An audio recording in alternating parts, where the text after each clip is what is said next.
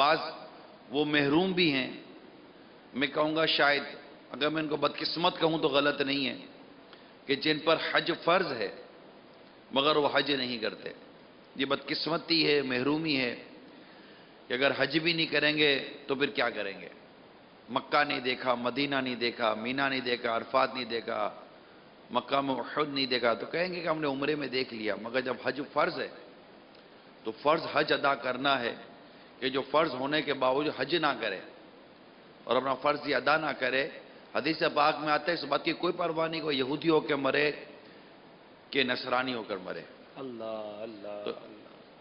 ایمان کی حفاظت کے لیے بھی بہت ضروری ہے کہ حج فرض ہونے کی صورت میں حج فرض کرے. یعنی کتنی عجیب بات ہے، ایک طبقہ وہ ہے جو حج فرض نہیں ہے مگر کوشش کیے چلا جا رہا ہے کہ 2 پیسے جمع ہو جائے میں حج کر لوں، ہائے ہائے. اور وہ اس کا سال گزارا ہے حج کے انتظار میں. اور ایک وہ ہے کہ جس کو اللہ تعالیٰ نے نوازا ہے، حج بھی فرض ہے، استطاعت ہے، سب کچھ ہے، لیکن اس کو جذبہ نہیں ہے کہ وہ جا کر حج کرے